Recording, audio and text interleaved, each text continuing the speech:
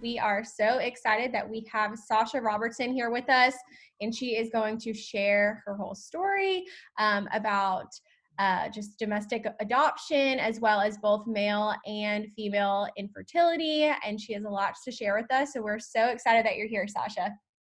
Thank you so much for having me. This is thrilling. I've been on a lot of adoption-based podcasts or people who've asked me to share about adoption, but not much about infertility, which I think is a very huge topic that really needs to be talked about more. I think it's growing more and more common. And so I so appreciate what you guys are doing, and I'm honored to be here. So thank you. Well, thank you. And I'm excited just even going through, I know it's different adoptions, but us going through embryo adoption and then just hearing your side of adoption as well, I think is just going to be really enlightening, and I'm going to learn a lot. So I'm really excited. So with that being said, if you want to kind of kick it off and share kind of starting from the beginning, kind of just tell us your journey and how it led to you where you're at right now. Oh man, I should ask for a time limit before I we know, right? record. I feel like this could be like a week's worth of episodes. So for myself, like I always knew since I was little that I wanted to adopt, but like didn't know when. It was never really like pressing, but ever since I was young, I knew I wanted to, because I was raised in a home, an environment, community that had a lot of trauma and a lot of neglect. And I just have a heart for like, I don't want children to have to be like this. My mom was always taking in her friends' kids when they were in really tough situations. And so I had that example set for me as well of just like loving other people's children really well. I love that. But it didn't come up for a while. And then my husband, like he would joke because I was like, I'm never having kids. I watched my aunt go into labor and delivery when I was 10 years old, and I was like super scarred by it. Nice. Oh my God. Yeah. And I was like, I'm never having kids. And then my husband and I got married, and like instantly I wanted a family. I wanted to be a mom. I wanted kids, and was like begging him for kids for a while. And we were married, I want to say maybe like 2.5 years. He was at active duty in the Air Force at the time.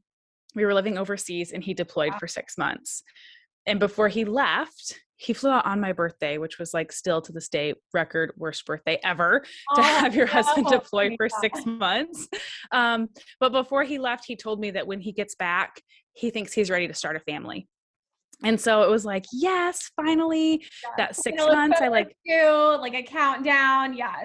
Yes. I was like off birth control. I was doing everything to get myself healthy, started collecting baby stuff, from friends, hand-me-downs, garage sale shopping, because it was all summer. And then he came back from deployment, and we started trying for a family. And it was a year later, like nothing. I just remember this roller coaster up and down of that year of like, every time, I'd go into the bathroom and have my cycle again, it's just like, man, what is wrong with me? Like, why isn't this working? Wow. And my husband being active duty at the time, they wanted to test the male first. It's quick, it's easy, it's non-invasive, usually a simple answer. So they started testing him, and they called him back and said, yeah, your vasectomy took. And he's like, my what? And they're like, oh, wait, sorry, you need to come in for a follow-up. And Wait, he's what? like, okay. Yeah. Oh my God. That is like the scariest phone call. And Yeah. Oh my gosh, I cannot even, oh my gosh. Okay, continue. Sorry. That's crazy. It was a lot. And so he went in for a follow-up. They ran all the same tests again, and then sent stuff off to the lab. And it was just this pretty lengthy process, probably 6 months to a year of then going through and doing all this different testing and whatever else for him. Wait, and I'm going to interrupt you there, because we haven't really talked much about the male side. We haven't really had any guests that have had like the male infertility. So, because normally what we've just kind of seen thus far of, you just quickly have a semen analysis, they give you your results. If everything's good, you just keep moving on, and it's mostly the females. So what other like testing are they doing on him? Are they just doing more samples or blood work? Or if you could just kind of go over that a little bit. Yeah. So they first did a second sample. Okay. And typically they just do like, they count how many are living and swimming essentially. Yeah. And his count was so low. I think his first one was like 500. Wow. And any, like an average healthy male has between 40 and 60, I want to say million. That's I was almost going to say billion, but I think it's million. yeah. Anything under 15 million is infertility range. Wow. And he had 500. Yeah, they're like, there's basically I wonder nothing. why they were like, oh, your vasectomy worked? Yes. Oh my goodness. Very well. Yeah, right. So they went in and had him do another test. Same thing, very, very low numbers. They had him go in and I think do another sample. And then that one was sent off to like a very high-tech lab who did all this additional testing. They did blood work as well. And it was through all of that, it came back. He actually has, it's called a chromosomal microdeletion, which is in his Y chromosome, one of the lines is missing one of the sections, and it's called AZF-C. He's missing the C portion of that line in his Y chromosome. And so they said it's either genetic, it was passed down by his father, and he's a miracle, or it happens like, you know, when the egg and the sperm come together and they're figuring out which DNA are we going to like toss, which of your moms are we going to keep, which of your dads. And it was just something that happened like in the cellular development at that time. But if we were ever to naturally conceive or with intervention conceive a male child, he would have this because every Y chromosome in my husband's body is missing that line. So it brings up so much questions. And this was 13 years ago now, 12 years ago. Wow. And so there was like next to no information about this out there. Yeah. And the military was like, yeah, we don't touch infertility with like a 10-foot pole. They're like, we'll give you a referral. So we were super excited about this referral. We got a referral to Cambridge University because we were living in England at the time. And we're like, we're going to the big dogs. Yeah, like, right. We're going to have the best of the best. And so it was like 90 days out. We had to wait to get an appointment. And so just this very lengthy process. And we get there and we find out our appointment's not anything to do with infertility. It's like a chromosome specialist. So she's there to give us chromosomal counseling to tell us and teach us about the chromosomes and like what this means and all these other things. And it's like, okay, so what do we do for infertility? Yeah, and like, she's like, yeah, we don't do that. So not only you waited the 3 months to get this appointment, then you get there and it's not what you expected. Oh yes. My goodness, Sasha. Yeah. It was so depressing. So we left the doctor's office super depressed. We went and like binged on a bunch of sushi and went shopping in Cambridge and like blew $500, spoiled our dog that day because we came home with like blankets and toys and all the stuff for her. Like she was your baby, our baby, our comfort, our safety net at the time, I guess you could say. So yeah, even still, there's limited information. There's more information about this chromosomal microdeletion. So I will say the fortunate part is if you have A, you have nothing. If you have B, you have nothing. Some of them like shoot blanks for lack of like better terminology, like nothing even comes out. But the C portion for my husband, like he at least still has living swimmers, which for the last decade has given me a lot of hope. Absolutely. Kind of unnecessarily so, but we can get into that more later possibly. But so he's like, we're more likely to be like struck by lightning or win the lottery that we never play than to ever have this go anywhere. And so I've always had like very heavy flow, like blood clots, severe cramping from a very young age. I've been in the emergency room because I like was curled up on the ball in such severe pain, like hyperventilating, bawling my eyes out, like could hardly speak, pale. Yeah. Like, so I've always had problems. Just recently found a functional medicine practitioner. Yeah. And so she's dug into a lot of stuff. I've done like month-long hormone tests and all these other things, taking my temperature every morning for like over a year straight, which pretty sure anyone with infertility is familiar with. Oh yeah. And I have severe hormonal issues, Hashimoto's thyroiditis, which is an autoimmune disorder. Yeah. And then I also have luteal phase defect, which is where like the second half of my cycle, like my first half is totally fine. The second half, like from the time I ovulate to when I have my period, is super short. Like I don't have enough progesterone progesterone nor estrogen. And the ratios to them are wrong. And she was explaining all this, how your hormones are supposed to be this like symphony, doing this dance all together. One thing triggers another, and mine are just out of whack. And we've done all kinds of natural supplements and diet changes and seed cycling. How did they diagnose that? Like through blood work, or how did they figure that out? Yeah, so it was blood work, and then also these. I did this month-long hormone test where it was every day to every other day, depending on the day. I would spit, almost like the DNA test where you ancestry, you spit in the tube. Yeah. So it was like one of those. I couldn't eat, but within certain hours or drink anything, and so every day or every other day for a month straight, spitting in these tubes. And so that they tested my hormone levels of like everything every single day. And then I did other ones that were like 3-day ones that I had to like spit in a tube. I've done urine samples, and then lots of blood work where it's like they're taking, almost like if you were to go donate blood, like that much blood out of me worth of blood work. And it, over a year and a half, we just discovered, all of this along with the temperature tracking and everything like that. It's like my cycles were just abnormally short, but they were able to confirm, like with temperature spikes and hormones and all these other things. Like she said, usually with people with luteal phase defect, they don't even ovulate and they don't have regular cycles. So she said it was really fun because she loved to learn and like dig in and try and solve problems. And I was just like this fun project for her. Case. Yes. Yeah. So it's weird because most of my life, other than severe cramping and, stuff like that, it was perceived everything was normal.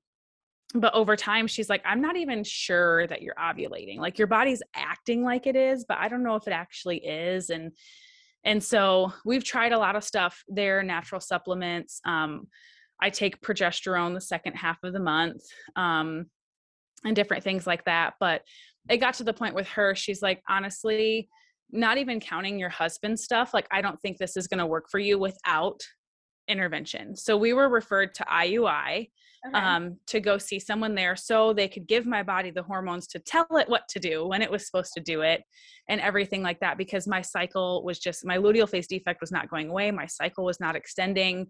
And so we went to IUI, and then that's where like the real like hope kind of was lost in that, we can't do IUI because of my husband's chromosomal microdeletion. Not only does he have a very low count of like living and swimming, even if they were to take a sample, something that comes along with that is like the sperm is almost like deformed, I guess you could say. It's not like tragically so, but it's like, I've watched this documentary once about the way that sperm works and how like, there's just so many pieces and pieces and pieces. And like, once it gets to one point in the conception process, pieces fall off. And then the next piece, pieces fall off. And so there's actually like the shell coating around it that when it penetrates the egg, it pushes itself outside of that coating. And so the coating stays on the outside of the egg, but the next part of the sperm goes in.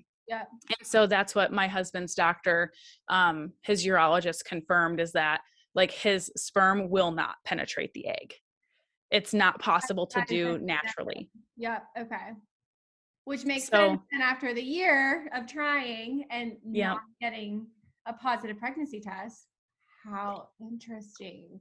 Okay. And then he got his diagnosis 13 years ago from now? 2012. Okay. Yeah. And so did you guys do how long? So after that, year, and then once you got his diagnosis, and then from there to IUIs, how long were you guys? Was that like months later or? No, like a decade. Okay. So okay. So what did you guys just stop trying completely, or what happened? Yeah, for a while, like, and so this is like you're talking about, there's not been a lot of conversation about male factor infertility. And so like my husband, like he had a lot of processing and coping to do with that. Like he went through this process in this period where like he like I wouldn't say he tried to divorce me, but he like gave me like full permission. Like, you can leave. Like, you have this desire and I cannot fulfill it. Like, I'm basically worthless. He's like, at least I know I don't have any kids running around, from Oh, like, which I think earlier is in his life. And such an important thing to just like briefly touch on too, on both sides, both male and female. Like, you desperately want this, and being the partner that say has the diagnosis and can't, give that to your spouse. I feel like I know I did. My husband came back perfectly fine, and all his tests were normal, and I was the one with the diagnosis, and I know I went through that, and I was like, I'm so sorry that I can't give you what you desire. So I feel like that's so important that like we just touch on, even just for a second, the mental health aspect of it, and just like being able to process that, and giving your spouse grace too. Like, of course you didn't want to leave him, and yes. you're not blaming him, but it's something I think you guys had to work, I'm sure, as a couple to just kind of to process and work through together. Yeah. And it was quite a process. I think initially both of us were like, we kind of had this mentality, well, screw it. Like, we can't have kids. Like, let's just live our lives for ourselves. And so we were still in England at the time, and we just took full advantage of like Europe being right I next was like, door. We travel traveled. everywhere. Yes. We traveled everywhere. We bought whatever we wanted. We spoiled the heck out of our dog. Yeah. And we had friendships. We just lived life how we wanted to. Really, we didn't have any strings attached. And so of course I wouldn't say immediately, maybe it was like a year or so, was bringing up adoption. Like, well, I've always wanted to adopt anyway. And I even found this like bucket list that I wrote out when I was like 17 years old on a lined piece of paper in my journal. And I had just that piece of paper floating around. And I was like, look, it's something I've wanted, for long before I met you. Like, this is an option. And he's like, no, I don't want to adopt. Like, if I can't have kids, I'm not going to be taking care of somebody else's. And so it was just a lot of grieving. And I don't want to say that it caused a void between us. Like, I definitely wanted to stay with him. It was just when I was like, okay, what's next? I'm a natural problem solver. I'm very resourceful. Like, how can we get to yes? We talked about it in IVF. My husband was like, I wouldn't go put $50,000 down on black on the roulette table. Why am I going to do it here? Yeah. And because the military was so resistant to helping, and we were overseas, and like with a healthcare system that we didn't like have access to unless they granted it, like we were just stuck in kind of a pickle.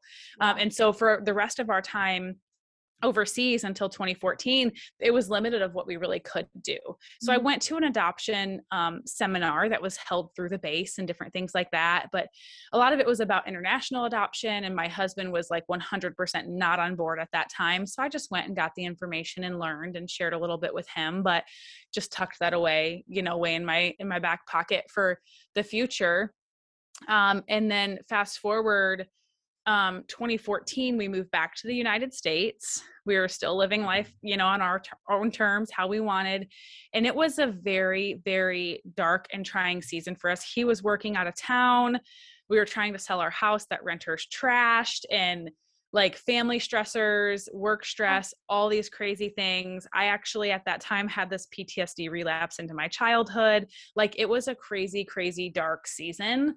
But then that winter of 2014 into 2015 was one of the most depressing times of my life. Like, and I don't want to say like it's not on account of infertility, but it was definitely like part of it, where it was just like, we can't even have kids. Like, I'm never going to have a family, just like kept coming up in my mind. And so it was actually through that time that I started reading scripture and going to church, and just plugging into my local community. And my husband came along right alongside me, and we became believers through that process. But then even still, like, navigating that of like, children are a blessing from the Lord, and all kinds of things like that in scripture, like this was all new to me. And I'm like, I went even deeper into depression a little bit in terms of course. infertility. Is like, well, what does that mean for me? Like, he doesn't love me. It's a blessing. Why can't I have that blessing? And oh yes, Yes. absolutely. Yep. So it was a ton to like process through in terms of that as well.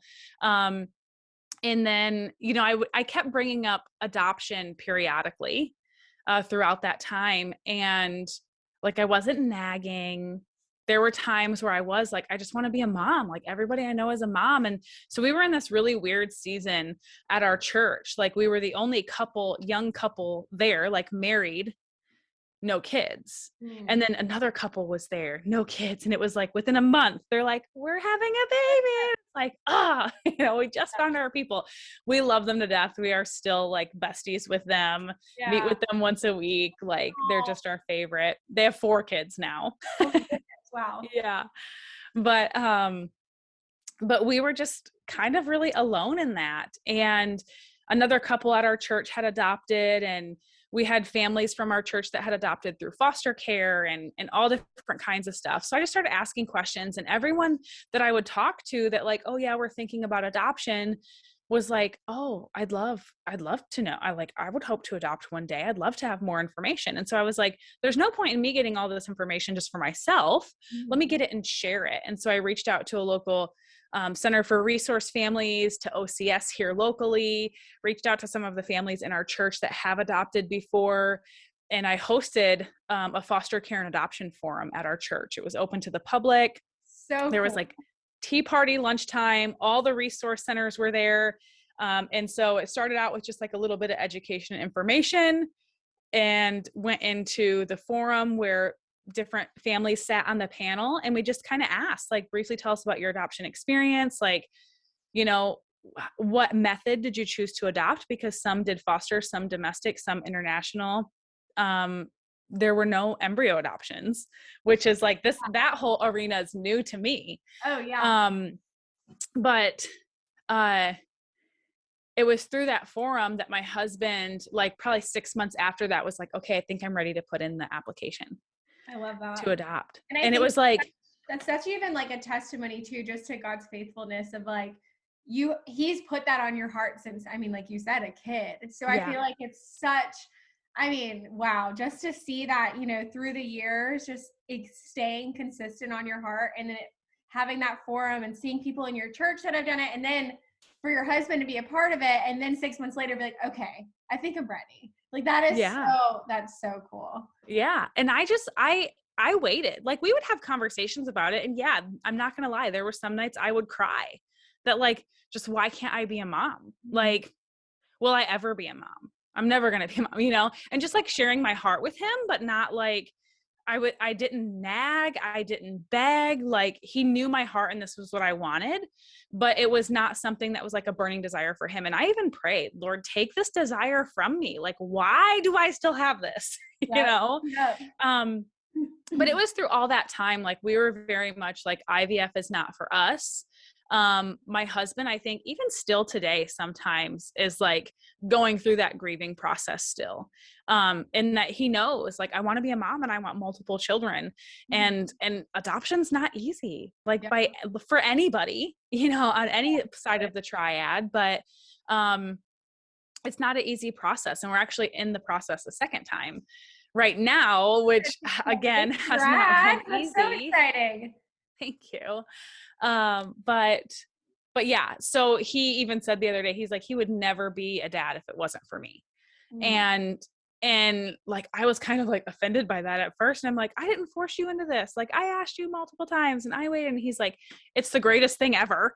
Like, he's like, am I not a great dad? And he is, he's amazing. So, yeah. So if I could give any sense of encouragement, like if you are a believer, like cling to God and just pray and be patient, and like he will work and he will move and he will make it happen.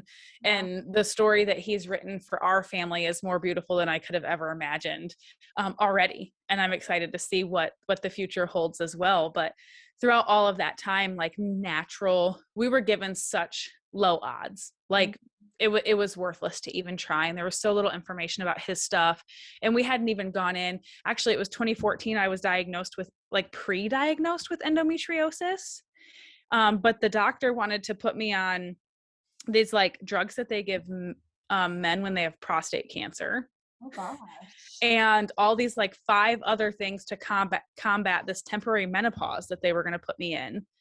just to give me the endoscopic whatever surgery to confirm that I had endometriosis. And I'm like, no, thank you.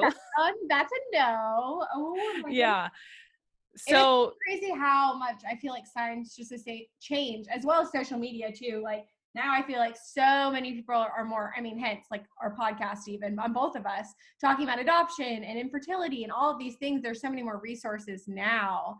So, I mean, gosh, that's crazy. Cause now I think they'll just do the surgery. They won't do all those things. I don't think. I mean, yeah. I never had endometriosis, but oh my goodness. Yeah. So even then I went to a natural doctor who gave me supplements and diet changes and things like that. And it worked. I was like, I didn't have blood clots and cramps and all these other things for a good period of time.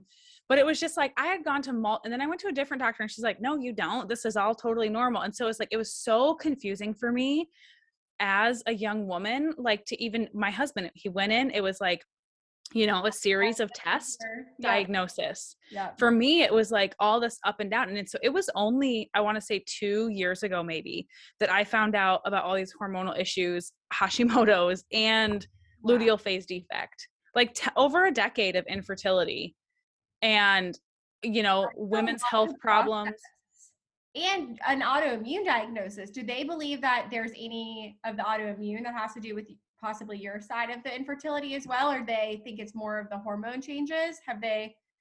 I'm just curious because I have an autoimmune disease. So I was diagnosed with lupus almost 4 years ago. And so they said that science is what they told me is that science isn't there just yet to be able to 100% tell me that the autoimmune can be affecting my like unexplained infertility. So I didn't know if there was anything they said with you. Yeah. So I don't know specifically about lupus, but with the thyroid, with Hashimoto's, your thyroid controls a lot of your hormones. What? So like it sends those signals, to and from your pituitary gland and all this other stuff. Yeah. Because it's part of your endocrine system. I think that's what it's called. And so it does have a controlling aspect on a lot of your hormones. And so I know women who do have like hypothyroidism or hyperthyroidism, Hashimoto, stuff like that. It's very important to include a thyroid specialist in all of your, who you're working with your midwife or your OBGYN and stuff like that, because your thyroid levels need to maintain like within healthy range throughout the duration of your pregnancy. Otherwise it can cause like severe complications and even like affect birth development and stuff like that. And so it definitely has an impact and an effect on my hormones, but then my hormones like, are just all over the place. So yeah, that makes sense. Wow. Yeah. And so it's kind of like this lingering effect in string. Oh my goodness. Yes. And such a long journey. That is, wow. I did not realize over a decade of going through infertility. And now just to get, the 2 years, that's recent to get 2 more diagnosis too. Goodness gracious. That is a lot. And then, so adoption obviously plays a role. So you said that your husband then 6 months after this, you guys were at the church. He was like, let's do it. So then can you talk us a little bit about the adoption process you went through? Yeah, that was a whole nother journey. So we're like, okay, yeah. I reached out to one of the ladies who was there at the adoption forum. She was the director of the infant adoption program through Catholic Social Services that worked here locally. And I was like, okay, we're ready to put in our application. Can you direct us to whatever resources that we need? And she said, oh, actually, we've shut down the program because they had a whole bunch of families on their waiting list that had been there for like 2 years, and just adoption in the state was really slow. More frequently, children were being born and then placed into foster care and like state custody versus women choosing adoption. And so they're like, we're not accepting any new families. And then shortly after that, they had to shut down their program. And I was like, what? So that was like super depressing. It's like, okay, he's finally ready. Let's go. And then they're shut down. Oh my goodness. So I started. Did you want at this time, were you like, I want a baby? Were you open to at any ages, or did you want like a baby A for baby. adoption? Yeah. Yes. Yeah. So we had like taken in our nieces for a period of time, and really we had lost our dog in 2017.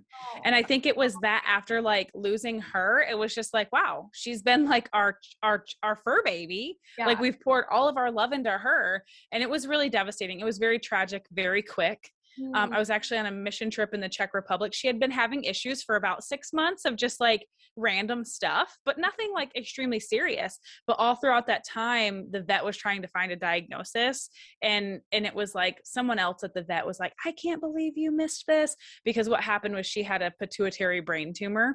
Oh And no. so she just like digressed really fast. And so I was on a mission trip in the Czech Republic for almost a month, and I came home and she was not my dog. And within 36 hours, like we had to put her down because It she was was like getting lost, like just standing behind the vacuum, and was just like spinning in circles, couldn't sleep, couldn't get comfortable, wetting herself all the time. Like it was that is very, so devastating. I'm so yeah. sorry. Yeah, That's so it sad. was so sad. But then we, like, my husband's like talking about getting another dog, and I was like, we have all of this love to give. We have all of this home. We have all of these like gifts that we can share. Like, can we adopt a human before we do another dog? You Yeah. know, so it's just like planting that seed. So that was probably like maybe a year, you know, before we Yeah. actually went forward with this adoption stuff. And and so after I found out that this agency was like shut down, they were the only one in our state. And like we're in Alaska. So like we're on the other side of Canada, right? Like That was the only one in the state? yes. Oh my goodness. Yeah. So we were forced to like look nationwide. Yeah. I definitely wanted a baby because I wanted that whole experience. Like I love babies. I've always loved babies. And we didn't want, like, we just felt like we had so much, like we were pouring ourselves out and then they were gone, pouring ourselves out and then they were gone. And we just felt like we had already had like so much loss that we weren't ready to go into foster care with the idea of reunification. Yeah. Embryo adoption like wasn't even talked about really. Yeah. I mean, I didn't know anything about it. It was obviously a thing then, but and then we knew we didn't want to do international because it was just a whole nother like So many ballpark there. jump through too, I'm sure. Yeah. So we started researching agencies and stuff nationwide. And like I feel like every agency that we came across was like red flags. I had this spreadsheet in like Google Sheets where it was just like, you know, all these highlighted colors and just trying to fill in all this information, doing all this research, and it was so overwhelming. And then I came across this consultancy, and there were one of the other families in our church that had adopted before, and I was like talking to her. She's like, oh, how's the adoption process going? Because she had adopted one of her children through Catholic Social Services that was shut down. And she's like, oh, I think so-and-so adopted through them. And so she referred me to a different family in our church that I didn't even know had adopted through them. And they had mostly good things to say. And this consultancy was like, you know, we'll hold your hand every step of the way, and, you know, we'll be there for you. And this, we work with multiple agencies. So, and like they were very faith-based, and their slogan was catchy, and like, they really seemed like they loved people well. And so we learned a lot throughout that process. I would never recommend anybody work with a consultancy in the future. And this is like from my personal experience, as well as the stories of like tons of people that I've talked to and heard their stories and their testimonies, and primarily because they're unregulated, where licensed child placing agencies with each state have a board that oversees their actions and their behaviors. They have licensing requirements. They have regulations to abide by. Whereas like consultants and facilitators and stuff like that are third party, like completely detached. Yeah. There's no oversight. There's no licensing. It's kind of like a free for all. And so we had worked with this agency, and And this is like, I guess, another testimony of God's faithfulness is when we went and we're like, okay, we're going to adopt, the average price is like $40,000. Mhm. And we're like, we don't have $40,000. Yeah. And so we set our budget with the agency, I think at 40, 45 was like the window, or with the consultancy. And then like, we weren't seeing very many cases come through. And part of it was because of our budget. And so we had grown our budget even more. And so I had a friend that I was like kind of freaking out, and I'm like, how are we even going to afford this? And we were doing fundraising and taking all the overtime possible, and finding other ways, like taking photos of friends because I had taken a photography class, and Yeah. making burritos and selling them at church in the morning, and doing t-shirts and partnering with all these other companies, and everything that we could do to bring in extra money. We actually listed our house on Airbnb and moved out for the summer for the Oh my Alaska tourist goodness. season. Yeah. And so my friend, she had said, people want to come alongside you. And that was like a foreign concept to me, that people want to like contribute and help Yeah. and support this. And she was so right. Like, there were people who gave generously, people who paid way too much for burritos, and way too much for photos and things like that, just to be a support and an encouragement to us, which was amazing. And it really taught us a lot about like just having an open hand kind Mhm. of lifestyle, receiving and giving. And I remember one time we received a check just like randomly from some people, and we just like, we're like, okay. And then we just like turned it over to the church Yeah. and just like tithed that back out, because we were just blown away by how much people were loving and supporting us. And then of course, like, I feel like that came back in tenfold. And then there's the grant, agencies, and we didn't get any grants throughout our process, but we were approved for interest-free adoption loans, which was a super huge blessing for us, because throughout our adoption journey, we did experience 2 disruptions. We were matched with one mom, and had built relationship with her for like 3 months, video chats and all kinds of stuff, and video chats even with her older kids.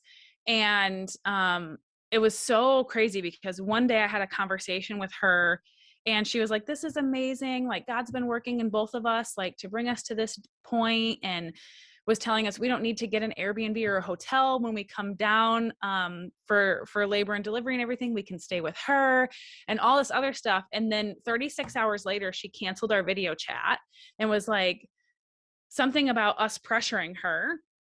And we're like, no, we're not here to pressure you. Like, she's like, if you feel that way or something, like, go find a different family. And we're like, what is going on? And so I Yeah. reached out to the agency, I reached out to the consultancy, like, do you guys have more information? Because, Something completely changed. yeah, a day and a half ago, everything was fine. And now it's like canceling our calls, telling us to find a different family, whatever else. And the agency was like, oh, well, let's schedule a call for Monday and we'll chat with you. And we're like, okay, we just thought we were going to jump on a call and they were going to, bring us some peace and settle our hearts.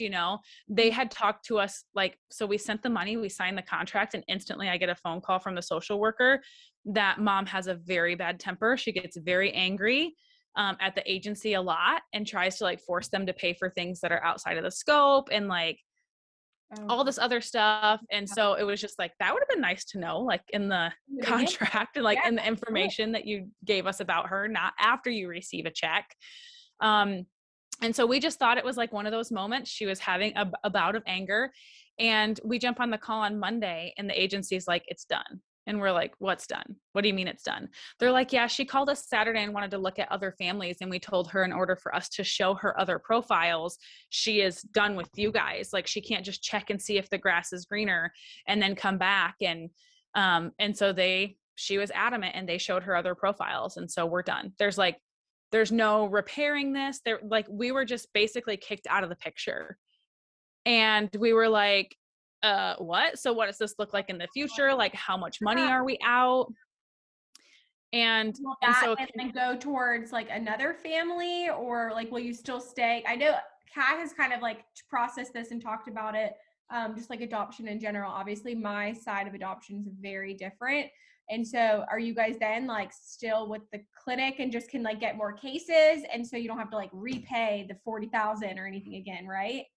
yeah, so we were kind of locked in to that agency, because none of, like, they weren't going to refund us anything. all of their agency fees were like their money. And all the obviously expenses, like I think Florida's one of those states, like nothing is considered coercion. You can give the mom whatever you want. You could buy her a house if you want, and it's not considered coercion. So all the money that we spent on her, you know, living expenses, housing, clothes, food, insurance, cell phone, internet, etc., it was spent, it was gone. So they said if she picks another family and places her child with them, then they would get those funds from the family who took, you know, the child home. Got it. Okay. But if she didn't choose another family and she didn't place, then we're out that money. There's nothing that they could do. And then the agency fees that we paid to them were non-refundable, and we signed that in the contract. So, but it's crazy, you know, they approach you with, okay, you have this mom, she's chosen you, here's what you need to do. And within 72 hours, sign this contract, send it to us, send us a check for $25,000, and then we'll give you her phone number. And so it's just like, oh my gosh, I've been chosen. I'm going to be a mom. Like, what? You know, and it's like they prey on people's emotions, like in the moment, both the expectant mother and the hopeful adoptive family. And so we just signed, you know, not realizing anything. And so we were still with that agency. They're like, oh yeah, you're on our stork drop list. So babies born, you know, at the hospital, maybe left there. If the agency calls, if a mom is in the hospital in labor and was like, I'm not taking this kid home, you know, then they would call us first. Is what they had said. And then any of their cases, like we had now first right of refusal because we had a disruption. So we were supposed to be the ones to get the case first. And what if we said yes, they would show our stuff. If we said no, then they would send it on to other families with their agency or to the consultancy or whatever. But they only had like maybe one mom a month that they were working with, and everyone was exactly the same. It was very clear that it appeared that they were preying on women on the street, because every case was exactly the same. A woman that was homeless, multiple partners, multiple drug use, and like finding them and saying, hey, do you want a home? Do you want food? Like sign here on the line to place your baby with the family, and we will put you up with food and housing and whatever else. Because every single story was exactly the same. But then we weren't being notified about this. Like we would literally get an email from the consulting agency, from the consultants, like on behalf of our agency. And it went out to everyone. It wasn't just to us. And so I reached out to the agency and I'm like, hey, I thought we had first right of refusal on these, you know, like you guys are sitting on our money. And so at that time we had actually decided like we weren't seeing any cases through this agency. So we went back to the consultancy and we said, hey, like our budget's a lot lower now because we're basically more than half of it's gone. So we want to be on your books. And then same thing, we didn't have enough. There were like several families, they have an Instagram page and Facebook, like this family's matched, that family's matched. And there were 7 matches in like a week or 10 days. And we had seen like one case. And I'm like, how are all these families matched? Like, you're not even sending out cases. And so our consultant was like, oh, it's your budget. They're out of your budget. And I'm being respectful of the budget that you guys have set. And so she basically just wasn't sending us information. So we had to increase our budget with them in order to even see cases. Meanwhile, this agency is sending cases to the consultancy to send out nationwide. My goodness. And so it was a mess. So we're back to presenting with the agency. We're going, or to the consultancy. We're going back and forth with this agency. We did the math and we had paid every single person on staff in their agency like $1 or $2 more than minimum wage for the entire 3 months that we were matched with this mom, outside of paying 100% of her living expenses, food, clothing, like car insurance, even cell phone bill, internet, all of this stuff for the full 3 months. And it was just like we're not rich. Like we don't just have all this money sitting aside. Like this is affecting our ability to see this through. And the agency was like, you sign on the line, you sign on the contract. And so we actually reached out to an attorney in Florida to see if he could find anywhere where they were in violation of their contract, because we really felt like they were, right? Some of the concerns that the mom had with them was that we couldn't afford to support this child. And it's like, you have in like verification of income and employment. You have the past multiple years of tax returns. You have our family budget, our home study. Like you could have Everything. shown up and like counseled her and been and settled these fears for her, not forced her, to stick with us. But it was just like, nope, she called on Saturday, canceled our video chat, called them, I want to see new families. And they just showed them. Like there was no advocacy or social work or anything done on behalf of us. And it's like, what do you pay an agency $25,000 for? At least to do their job. Oh, absolutely. Yeah. No, that is so frustrating because of course, just adoption in itself is overwhelming. There's so many things to it, so many I mean, just looking at all the paperwork that Kat did, because I'm comparing it to that, because that's the only thing I've like seen firsthand. I'm like, oh my gosh, just the paperwork alone, the deadlines, the home study, and then add the financial side of it. And then this, wow, Sasha, that's a lot of stuff right there. Yeah. Goodness. So they'll say, statistics will say nationwide, I think that there's like a 12% disruption rate where the mom changes her mind or chooses to parent. But this consultancy said theirs is much lower, about 8%, which I think is all completely bogus. I think nationwide it's higher. And I think with that consultancy, it's even higher, because what I've seen, not just with that agency, but multiple other agencies that they work with, is like same thing with this agency, and like arguing whether they did the social work that they were being paid for, was like, where did you actually confirm that this mom wanted to place her child? And like, I could go into so many details about the story, but it was red flag after red flag. We didn't realize at the time, because emotions are high and all of this stuff, but looking back, and reading about different stuff, trauma wise and adoption wise, is like, it was red flag after red flag after red flag. This mom did not have any desire or intention to place her child with another family. She was in a very difficult situation. She was facing DUI charges. She was in a domestic violence situation. There were so many reasons she had to find a way out of the situation that she was in. Yeah. And it was actually her probation officer gave her the phone number for the agency and told her, it's going to look really great to the judge if you're making this plan for your child. And like the mom told us that verbatim. And so looking back, in the end, she did not end up placing her child with anyone. She picked a different family, decided not to go with them, moved to a different agency, decided not to go with them. And in the end is parenting her child. And so we still pray for them regularly, and pray over her situation, because that has to be so hard. But like, I have a heart, like, let's support these women and give them what they need without trying to force them to place their children with another family. Yeah.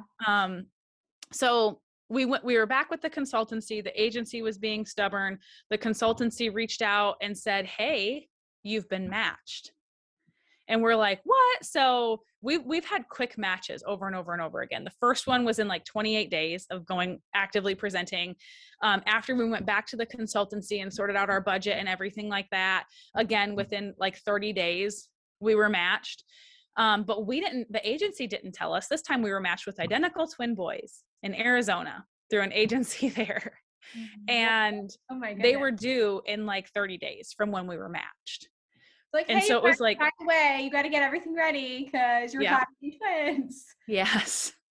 And so I had just accepted a promotion at work, had to call and turn that down. Be like, actually, I can't take this promotion and I have to give you my 2 weeks notice because I'm going to be parenting twins in a month. And so totally crazy season. I stayed home for like a week after I had left work to just like tie up some loose ends. And then, my husband left for a week or 2 week long work training. So I went and met him about halfway through. He took a suitcase of baby clothes in a car seat. I took a suitcase of baby clothes in a car seat. We're in Tennessee for his work training. We're flying to Arizona the next day because the twins are going to be due anytime. And we're told to go home, that the dad's not wanting to sign the paperwork.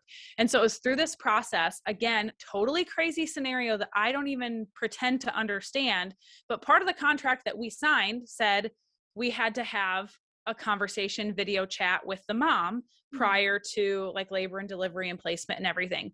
And it was like every 3 days I'm following up with the social worker at the agency. Like, when do we get to talk to her? When do we get to talk to her? Like, my husband and I are working as much overtime as possible, separate shifts. So like we had hardly ever, it's like you know, we need to, if we have to take time off of work, you know, we just need to Even know, know. let's get this Yeah, scheduled. of course. Yeah. So, we still to this day have never had a conversation with the mom, like never exchanged an email, anything like that. Found out through the social worker at the agency that we were an agency pick, is what they called us. So mom and dad were both incarcerated. The director of our consultancy and the director of the agency picked us to be the parents of those boys. Like the mom didn't see our profile book and choose us or anything like that. I did They not said they took her our profile book. Say that again. I didn't even know that could be a thing that the agency then just chose. Oh my goodness. Okay. Yeah.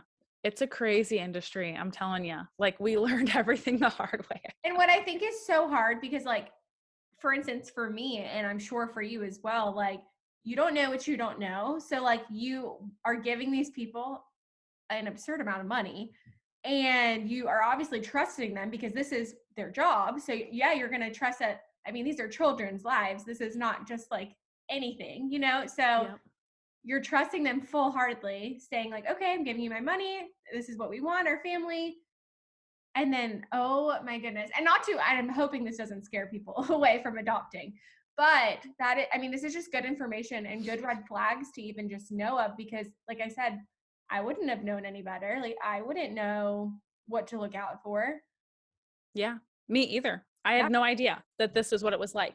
And so I will encourage you, like adoption, like don't let this make you like not go into it. Like if you truly feel like you want to adopt, like you have a desire to parent and you want to make yourself available to women in crisis who truly do want to place their children, like just ask really good questions. There's tons of resources on Instagram. Kelsey Vandervliet, she's from Another Mother, and Ashley Mitchell, she's Big Tough Girl. Those are their Instagram handles. Adopt Well. Those are all really good resources on Instagram that will like, and they have other resources to other people, will help you ask those powerful questions to your agency to know, you know, whether do they do self matches? What counseling and care do they provide for mothers? What do their expenses and fees actually go to? And Yeah. like, what steps do they have where they're counseling a mother and making sure she's making this decision from a sound mind and not out of a place of crisis and things like that. So that's my biggest thing that I would take away, that I would say for hopeful adoptive parents, is to make sure you're asking those powerful questions, because in the beginning, in this process, we do have the control, and in what industry we're supporting is where we're giving our money to. Mm-hmm. And if we keep giving our money to these agencies that just say all these nice, pretty things and are preying on women in crisis, like we're not helping our country and our society as a whole. Because you will find, if you dig, you will find a lot of women who place their children out of coercion, out of like necessity almost, to get themselves out of a bad situation. And it shouldn't be like that. There's an article that I read a few, goodness, maybe a year ago or 6 months ago, about this woman who went through the adoption process because she was like in crisis, and it came down to like, she gave birth or was really close to giving birth, and the agency literally like made her feel, and like through their language and everything like that, right? It wasn't like hypothetical, but like, this family has paid for $5,000 of your living expenses all these months. Like, you're going to have to pay that back if you want to keep your child. And it's like, this woman was literally made to feel like she needs to now pay $5,000 to keep the child that's in her womb. And that is not okay. I don't care who you are. Like, and so just make sure you do your research, ask powerful questions, lean in, reach out to people like myself or to Kat, or people who have been through the adoption process, and hear their stories. Ask questions. Yeah.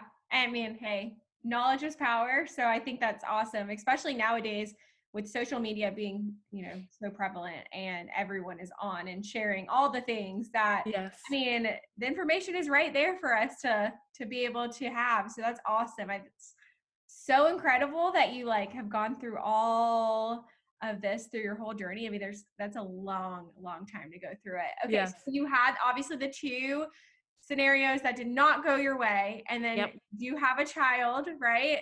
Yes. Okay. Can you share us share the, the exciting part of through adoption where it's your son, right? Yes. Yeah. So after that disruption with the twins, that was like, again, one of the darkest months of my life, because that agency really drug their feet in terms of like, okay, so what money do we have left? It wasn't like instantly, here's a record of accounting. It was like a month for them to figure out how much of our money that they spent, and then same thing, a huge portion of that non-refundable. So we were stuck going through them. There wasn't even an option to go back. We had already taken out adoption loans and all of this stuff because the babies were set to be delivered the next day. Yeah. Like we had to. And so it was a very dark time. Crazy enough, I do want to say the twins were born the same day as the first match, which is so weird, isn't it? Like that's a weird coincidence. That is weird. So yeah, that's always a tough day on the calendar. Like it's always a funky week for us. And it's just like, what is going on? And then we look at the calendar, we're like, oh yeah, that's why. Yeah, so for the last that's a weird coincidence. That really is. Yes. Huh. Yeah. So we didn't have the option to go back with the consultancy. We're kind of stuck with this one agency. They were sending us cases, but we couldn't say yes because we're like, do we have $20,000 left? Like we can't make up the difference of $25,000, like to say yes to this case. So it came back. They'd only spent $4,000 of our money on legal paperwork and all of this stuff, only $4,000 in less than 30 days on basically nothing. Yeah. I don't even think the dad ever saw our profile book. And so in the end, he refused to sign, but both parents were incarcerated. We paid $44,000, hired this agency, and these boys were discharged to foster care. And then even their grandmother was there in the hospital wanting to adopt, and the agency provided no assistance for that, which is like, it's just tragic all around when you look at it. So anyways, we're sitting there. We can't say yes to a case because we don't know. We found out, okay, we still have like $40,000 in a bank with this agency in Arizona. And so again, my husband's has this work training coming up. And so we flew out of the state the same day that my parents did. And it was our last day together. We're out canoeing on the lake and whatever else, having a good time with my parents. And, I was reading the case that came through, and it's like, okay, we can come up with $4,000. Like we have enough money to make up the difference for this or whatever else, or can find out how. So I guess we can say yes to this.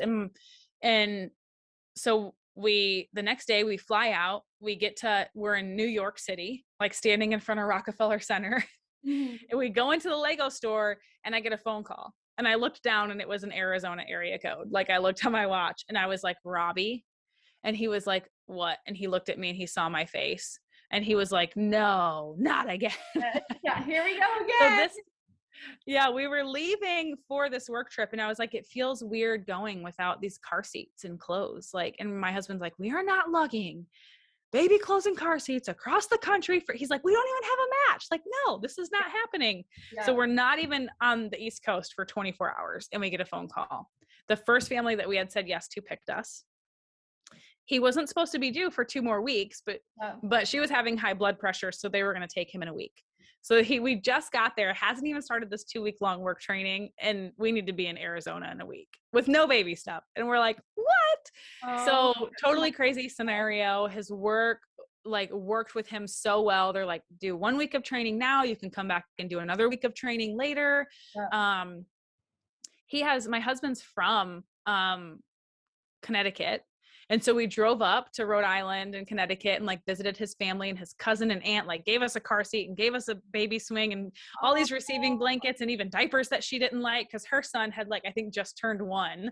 And so we have just this duct tape box that's one of our luggage as we fly from Boston to Las Vegas and drive down. And according to the paperwork, the agency was going to be present at the hospital. They would call us when we can come and meet him or when it was time to take him home or whatever else. And so we had met birth parents the night that we got in. We went out to a nice dinner and we just hit it off. We had been best friends for life. It was crazy, both birth mom and birth dad. It was super fun. We go our separate ways. They go down to the hospital the next morning for her to be induced. And we get a call from dad. And he's like, she's induced. They broke her water. Where are you? And we're like, what? You want us there? Oh, that's And amazing. they were like, yeah. And we're like, oh, okay, according to all the paperwork we signed, like we didn't think this was a thing. And so we go there and we got to be there with them the whole time in the same room as labor and Oh, I have delivery. Like, so that's amazing. so many sweet moments. All four of us as parents, I would say even my son too, got to pick his name together. And I it feel like was just that's a like really, unheard of. That is yes. incredible. Yeah. So we were like, in terms of this, totally spoiled with our first And night adoption and day experience. difference from what you Yes. started. Oh my goodness. Wow. Yeah. So it was incredible. And even like, so we left the hospital and I think he was like a week old. We were still waiting on ICPC. And so we went and visited them and like we're playing Mario Kart, just hanging out with them, all four of us as a family.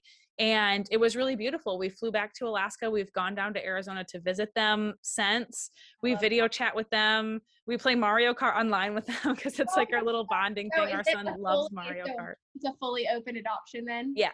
Yep.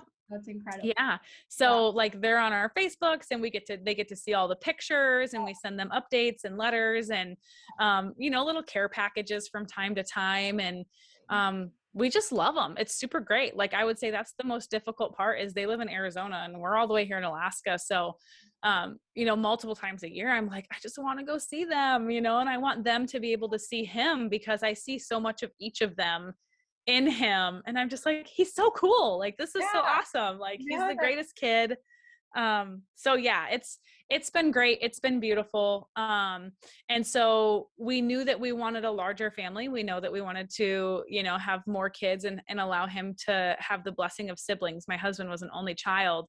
And so he's like, I had a lot of imaginary friends, but oh, yeah. I had multiple siblings that we didn't get along, but I still see, Gotcha. that there's a blessing in having siblings and we want a larger family. So it was actually a year and a half ago we started the adoption process again. The director of Catholic Social Services infant adoption program here in Alaska has since partnered with an old colleague and started Alaska Adoption Services. So they're currently the only agency here, but they're a nonprofit. They do things totally differently. They provide care and assistance and counseling and all this to mothers. They don't let them match with the family until late in the process. So they know that, this is what they actually want. They've given them plenty of opportunity to choose other means than adoption. And they just care for moms really well. And I really appreciate, they care for our community well. I love that. And so it's really cool. So we're in the process. We're on their website. We're awaiting family with them right now. We actually got a call last week about a little boy. Maybe it was a difficult day for the mom and she thought that this was, kind of her only option thing.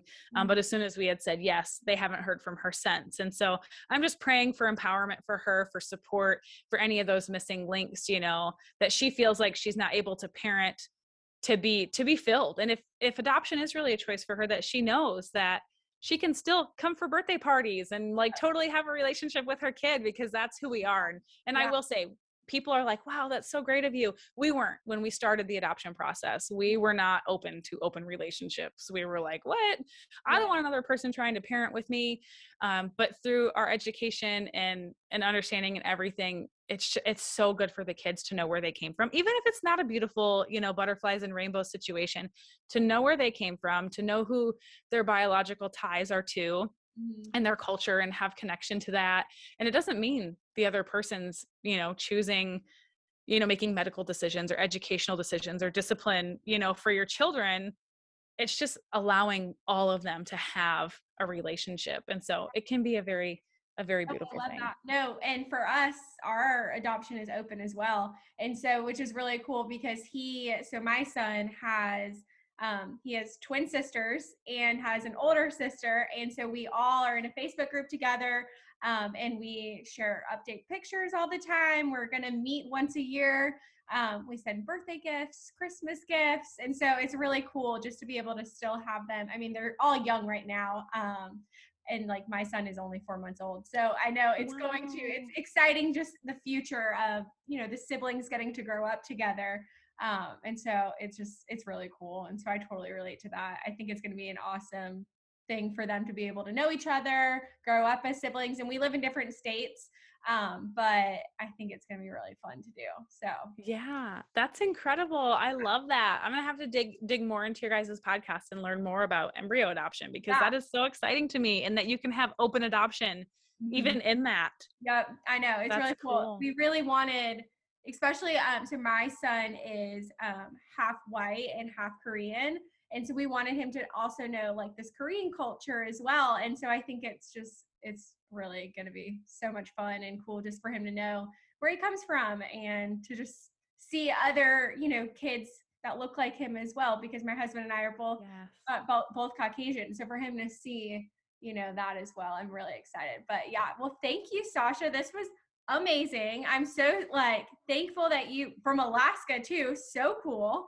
But that you just even took the time to be with us today. And Kat wishes she could be here, especially talking all adoption. That's totally right up her alley. So I know she's excited to just listen to the episode and everything. But we really appreciate everything, and we're praying for you on this journey now as you're walking just with your second adoption and everything. And we wish you the best of luck. Is there any Awesome. last thing that you would like to kind of tell our audience? We always kind of end it with any, I know you gave us some things for them to look out for, like red flags and stuff, but is there any last minute things you wanted to tell our audience? I would say lean into that adoption education. Like I said, Instagram is an amazing place to do. So I think I actually found you guys on Instagram. So, lean into adoption education. Adoption Learning Partners is a really great website. You might have a local resource center for families that will teach about adoption education, and, explore some of this open adoption, how it's good for children, ask those powerful questions to agencies, and, really work through your own stuff. Because I'll tell you, I'm a mother to a 2.5-year-old son. Sometimes I forget he's even adopted, because he's so much like me and so much like my husband. But he's also so much like his birth parents too. And that has in no way, shape, or form changed the desire in my heart to meet my biological children. And so make sure that you've taken time, maybe not a whole decade or more, but take the time to allow yourself to grieve through that process, through your infertility. If you are struggling with that, before jumping forward. Because as I'm a mom, like you had said, on the Instagram post, intentional living and mindset coach for moms, I know how much our mindset and our own struggles and our own trauma and grief can have such an impact on our children. And so make sure you work through that. Make sure you lean into the adoption education.